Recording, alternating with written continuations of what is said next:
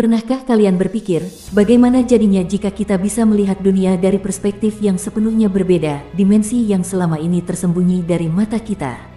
Bayangkan, apa yang selama ini kita anggap sebagai kenyataan hanyalah potongan kecil dari gambaran besar yang jauh lebih kompleks. Di balik dimensi yang kita kenal, ada dunia yang penuh dengan misteri, kemungkinan, dan jawaban atas pertanyaan-pertanyaan terbesar umat manusia. Waktu adalah salah satu misteri terbesar dalam kehidupan manusia, sebuah konsep yang tampak sederhana tetapi menyimpan lapisan kompleksitas yang hampir tak terbatas. Setiap detik yang berlalu membawa kita ke masa depan yang tak terelakkan, meninggalkan jejak-jejak masa lalu yang hanya bisa kita ingat tetapi tidak pernah kita kunjungi kembali. Namun, pertanyaan mendalam yang terus menggema di benak para ilmuwan, filsuf, dan bahkan orang awam adalah, apa sebenarnya yang membuat waktu bergerak maju? Apakah waktu itu nyata, atau hanya ilusi yang kita ciptakan untuk memahami dunia di sekitar kita? Dalam kehidupan sehari-hari, waktu tampak seperti sesuatu yang tak terelakkan, sebuah kekuatan yang mengatur segalanya. Matahari terbit dan tenggelam, usia kita bertambah, dan segala sesuatu di alam semesta ini berubah seiring berjalannya waktu. Namun, jika kita menelusuri konsep ini lebih dalam, kita mulai menyadari bahwa waktu tidak sesederhana itu. Fisika modern, terutama melalui teori relativitas Einstein, menunjukkan bahwa waktu sebenarnya adalah bagian dari struktur alam semesta yang disebut ruang waktu.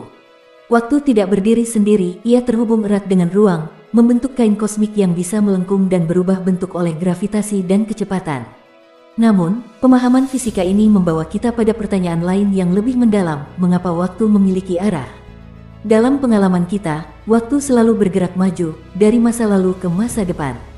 Fenomena ini sering disebut sebagai panah waktu. Tetapi mengapa demikian? Apa yang menentukan arah ini?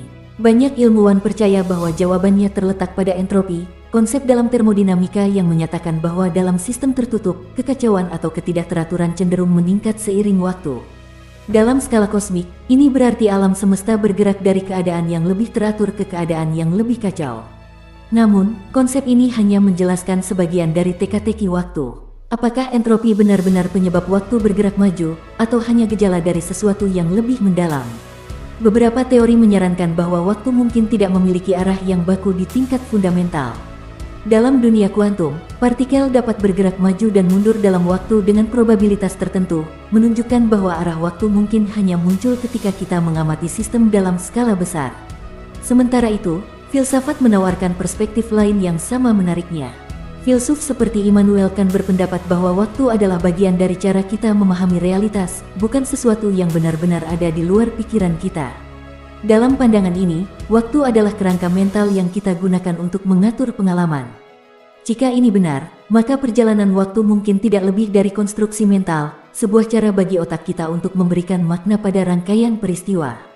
Namun, jika waktu benar-benar hanya persepsi, bagaimana dengan teori-teori fisika yang menggunakan waktu sebagai salah satu fondasinya? Apakah ini berarti seluruh pemahaman kita tentang alam semesta didasarkan pada sesuatu yang tidak nyata? Beberapa ilmuwan dan filsuf berpendapat bahwa waktu mungkin memiliki dua aspek, waktu sebagai fenomena fisik yang dapat diukur dan waktu sebagai pengalaman subjektif yang dirasakan oleh manusia. Persoalan ini semakin rumit ketika kita mempertimbangkan teori multiverse, yang menyatakan bahwa ada banyak alam semesta paralel dengan hukum fisika yang berbeda. Dalam beberapa alam semesta ini, waktu mungkin tidak bergerak maju seperti yang kita alami. Bahkan, mungkin saja ada alam semesta di mana waktu bergerak mundur, atau tidak bergerak sama sekali. Dalam konteks ini, kita juga dapat mempertimbangkan gagasan bahwa waktu bukanlah dimensi tunggal tetapi sesuatu yang lebih kompleks. Beberapa teori fisika spekulatif menyarankan bahwa waktu mungkin memiliki dimensi tambahan yang tidak bisa kita pahami dengan indera manusia. Jika ini benar, maka apa yang kita sebut sebagai perjalanan waktu mungkin hanyalah manifestasi dari perjalanan melalui dimensi-dimensi waktu yang lebih tinggi ini. Akhirnya, waktu adalah misteri yang mungkin tidak akan pernah sepenuhnya kita pahami. Namun, justru ketidakpastian inilah yang membuatnya begitu menarik. Dalam setiap detik yang berlalu, ada peluang untuk merenungkan, bertanya, dan mengeksplorasi lebih jauh. Waktu bukan hanya sesuatu yang kita alami, ia adalah cermin yang memantulkan keinginan manusia untuk memahami alam semesta dan tempat kita di dalamnya. Dan mungkin, dalam perjalanan kita untuk memahami waktu, kita juga akan menemukan jawaban atas pertanyaan-pertanyaan mendalam lainnya tentang eksistensi dan realitas. Namun, untuk benar-benar memahami waktu, kita harus melampaui kerangka teori-teori fisika konvensional dan mengeksplorasi konsep-konsep yang lebih kompleks dan spekulatif. Salah satu pendekatan yang menarik adalah memahami hubungan antara waktu dan kesadaran. Apakah waktu itu nyata secara objektif, atau apakah ia hanya muncul karena adanya kesadaran manusia yang mengamati dan mengalami perubahan? Pertanyaan ini membawa kita ke ranah filsafat eksistensial dan neuroscience, di mana waktu mungkin tidak lebih dari ilusi yang diciptakan oleh otak kita untuk memahami dunia. Otak manusia memproses informasi dalam urutan linier, yang memberi kita pengalaman akan masa lalu, sekarang, dan masa depan. Namun, beberapa studi menunjukkan bahwa otak juga dapat melompat waktu secara tidak sadar.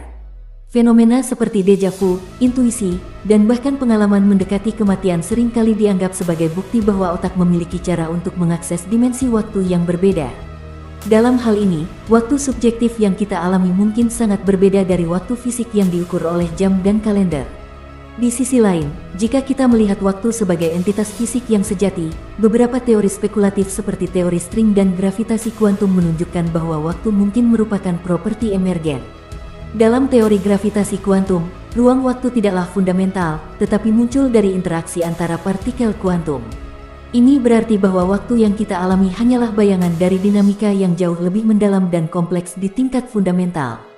Jika waktu memang emergen, maka pertanyaan berikutnya adalah apa yang ada di luar waktu. Disinilah dimensi tambahan menjadi relevan. Dalam beberapa model fisika, seperti teori M, alam semesta memiliki lebih dari 4 dimensi yang dapat kita amati. Dimensi-dimensi tambahan ini mungkin menyimpan rahasia tentang asal-usul waktu. Dalam konteks ini, waktu bisa saja bukan garis lurus tetapi jaringan yang rumit, di mana segala sesuatu yang pernah terjadi, sedang terjadi, dan akan terjadi ada secara simultan.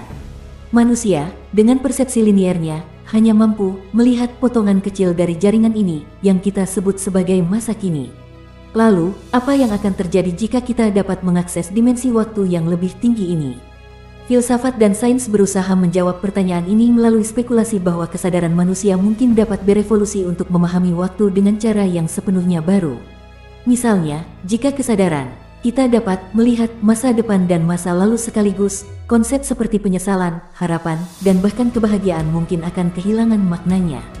Apakah ini berarti manusia akan kehilangan esensi keberadaannya, ataukah kita akan mencapai tingkat pemahaman eksistensial yang lebih dalam? Namun, akses ke dimensi waktu yang lebih tinggi bukan hanya pertanyaan tentang evolusi kesadaran. Ini juga menyentuh aspek teknologi dan etika. Jika manusia suatu hari mampu menciptakan teknologi yang memungkinkan kita untuk melompat waktu atau mengamati masa depan, bagaimana itu akan memengaruhi masyarakat? Apakah kita akan menjadi lebih bijaksana dengan mengetahui konsekuensi dari tindakan kita, ataukah kita akan menjadi lebih apatis karena merasa bahwa segalanya sudah ditentukan? Dari sudut pandang eksistensial, gagasan tentang waktu yang melampaui persepsi manusia membawa kita ke pertanyaan inti, apa arti keberadaan jika waktu bukanlah linier? Dalam pandangan ini, hidup mungkin bukanlah perjalanan dari lahir hingga mati, tetapi semacam keberadaan simultan di mana semua momen ada pada saat yang sama. Filsuf seperti Nietzsche pernah berteori tentang eternal return, gagasan bahwa segala sesuatu yang kita alami akan terulang kembali tanpa akhir. Jika waktu memang melingkar atau bersifat multidimensi, mungkin Nietzsche benar, dan keberadaan kita adalah siklus tak berujung. Namun, apakah ini berarti hidup kehilangan makna? Justru sebaliknya, dalam pemahaman bahwa waktu adalah jaringan kompleks, setiap tindakan dan keputusan kita menjadi lebih penting, karena mereka memengaruhi tidak hanya masa depan tetapi juga masa lalu dan dimensi lainnya.